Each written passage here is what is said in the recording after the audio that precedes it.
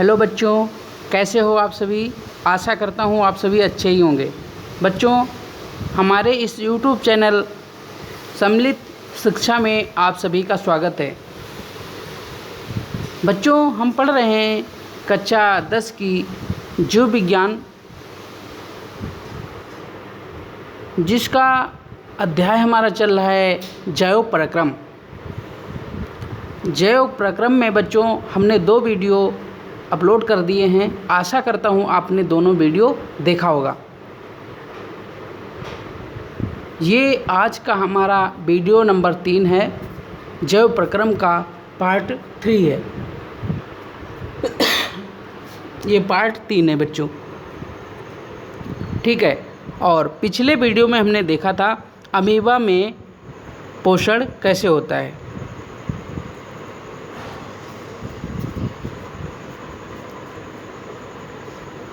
आशा करता हूँ आपको अमीबा में पोषण समझ में आया होगा।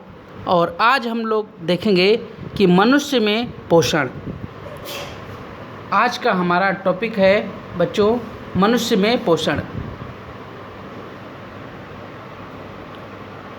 मनुष्य में पोषण, अगर मनुष्य में पोषण की बात की जाए बच्चों, तो सबसे पहले हम देखेंगे कि मनुष्य में सबसे पहले अंतर्ग्रहण की क्रिया होती है, ठीक है बच्चों।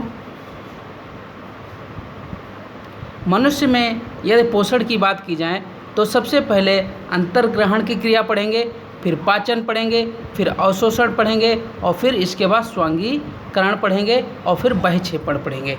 बच्चों, मनुष्य में जो पोषण का पराक्रम चलता है वो ऐसे ही चलेगा। अंतर्ग्रहण, फिर पाचन, फिर अवशोषण, फिर स्वांगीकरण, फिर बहिक्षेपण। तो आइए बच्चों, सबसे पहले देखते हैं कि अंतर्ग्रहण की क्रिया क्या है।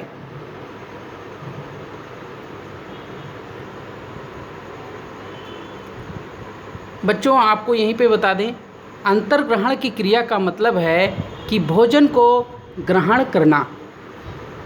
और भोजन का जो पाचन शुरू होता है बच्चों, मुख से शुरू होता है, ठीक है।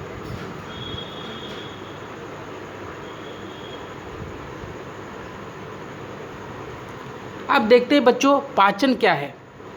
पाचन भोजन के जटिल पोषक पदार्थों व बड़े अणुओं की विभिन्न रासायनिक क्रियाओं और एंजाइम की सहायता से सरल, छोटे व घुलनशील अणुओं में परिवर्तित करना पाचन कहलाता है, तथा जो तंत्र यह कार्य करता है वह पाचन तंत्र कहलाता है। आशा करता हूँ बच्चों आपको इतनी बात समझ में आ गई होगी। आगे चलते हैं और इसको हम छोटे रूप में देखेंगे बच्चों। भोजन के जटिल कार्बनिक पदार्थ ये कैसे टूटते हैं। ये टूटते हैं बच्चों एंजाइम और पाचक रस की सहायता से। क्या होते हैं ये जटिल पदार्थ? भोजन और पाचक रस की सहायता से क्या होते हैं?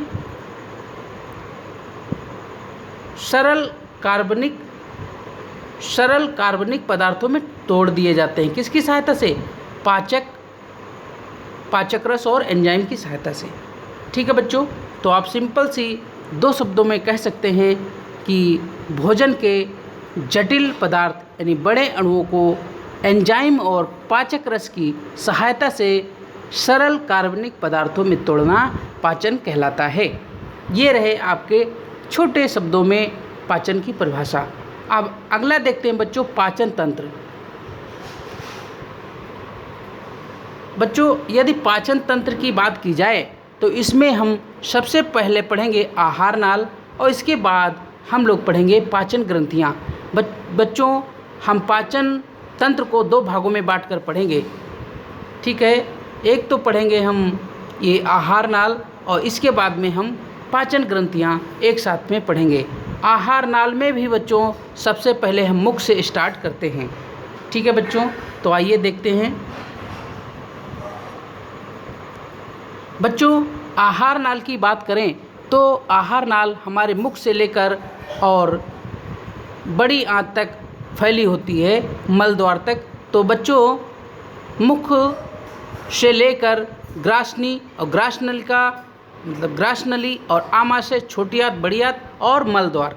ठीक है बच्चों, तो सबसे पहले हम देखते हैं कि आहार नाल हमारी बच्चों मुख से लेकर मलद्वार तक छोटी आंत, बड़ी आंत ये क्या होती है, फैली होती है।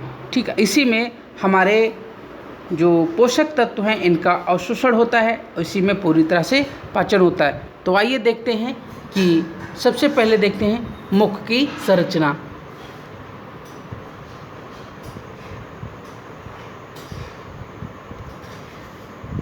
बच्चों ये आप स्क्रीनशॉट लेना चाहें तो ले सकते हैं, ये देखिए। ठीक है,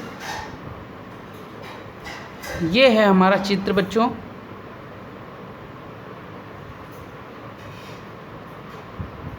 ये चित्र है बच्चों।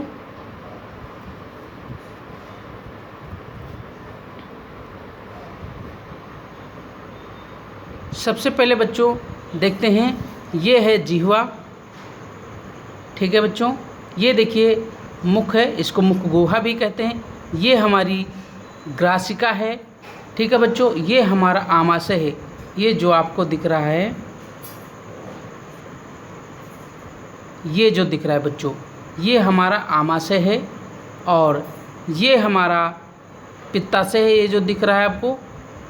ठीक है बच्चों, और इसके अलावा ये आपका यकृत है, ये जो बड़ा सा दिख रहा है ये वाला।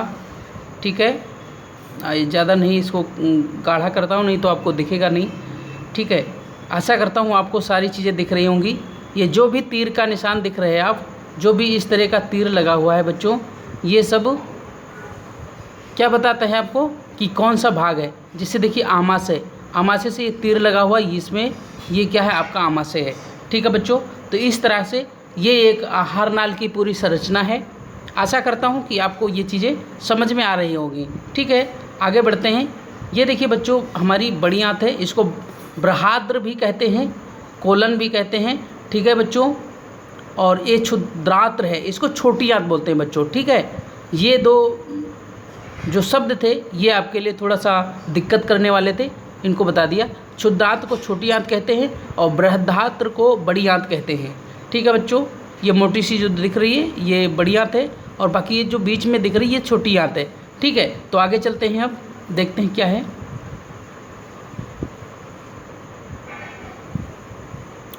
अब देखते हैं बच्चों मुख। हमारा पाचन मुख से शुरू होता है, जैसा कि हमने पहले भी बताया। तो मुख में सबसे पहले क्या आता है बच्चों, जिह्वा आती है, इसके बाद दांत आते हैं और फिर जबड़े आते हैं। ठीक है बच्चों, तो सबसे पहले हम देखेंगे जिह्वा को। जिह्वा मतलब जीव, जिसको आप लोग कॉमन भाषा में, गांव की भाषा में जबान कहते हो। ठीक है, तो आइए देखते हैं जिह्वा का क्या कार्य है। ये बच्चों जिह्वा है, आप देख रहे होंगे।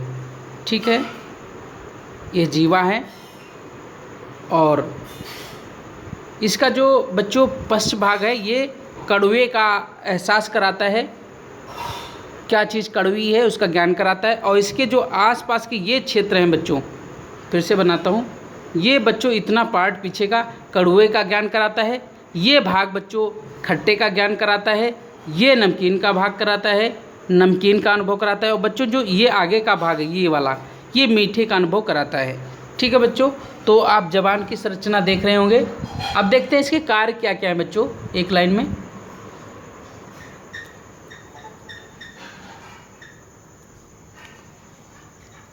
भोजन के अंतर्ग्रहण में जिह्वा चम्मच का कार्य करती है। इसके अलावा जिह्वा में पर्णिल अंकुरों में उपस्थित स्वाद कलिकाएँ होती हैं जो स्वाद ज्ञान का काम करती हैं। मनुष्य में इसका अग्र छोर मीठे का, पश्च भाग कड़वे का तथा पार्श्व किनारे खट्टे और अग्र छोर एवं किनारे नमकीन स्वाद का अनुभव कराते, मतलब अनुभव कर सकते हैं। ठीक है बच्चों, और आपको एक चीज़ बता दें बच्चों, ये जो स्वाद कलिकाएँ होती हैं ये स्वाद कलिकाएँ ये बच्चों मनुष्य में लगभग 100 से 200 के आसपास होती हैं। ठीक है बच्चों, तो आशा करता हूँ आपको समझ में आ गया होगा इतनी बात। अब देखते हैं बच्चों, इससे आगे अगली हेडिंग क्या है, दांत है।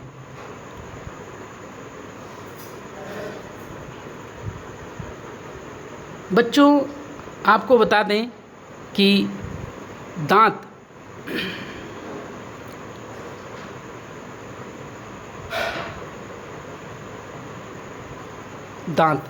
ठीक है बच्चों, दांतों का अध्ययन करने वाला विज्ञान ओडोंटोलॉजी कहलाता है, और जो इसका डॉक्टर होता है उसको ओडोंटोलॉजिस्ट कहते हैं। ठीक है बच्चों, मनुष्य के जीवन काल में 2 बार दांत उगते हैं, जैसा कि आप सभी जानते हो। मनुष्य में मिल्क टीथ, जिनको आप दूध के दांत कहते हो, इनकी संख्या 20 होती है, जो 6 से 7 माह की अवस्था में उगते हैं। ठीक है बच्चों, ये दूध के दांत एक बार उगते हैं और फिर टूट जाते हैं। इसके बाद बच्चों 6 से 7 वर्ष के बाद यह दांत गिर जाते हैं और स्थायी दांत उगते हैं, जिनकी संख्या 32 होती है। जैसा कि आप सभी जानते हो बच्चों, स्थायी दांतों की संख्या 32 होती है और ये टूटने के बाद दोबारा नहीं उगते हैं। ठीक है, और ये दांत 4 प्रकार के होते हैं। तो बच्चों आज बस यहीं तक। अगले पार्ट में हम लोग देखेंगे दांतों के प्रकार। जैसा कि हमने बताया 4 प्रकार के होते हैं, तो वो दांत कौन कौन होते हैं और उनके क्या कार्य हैं।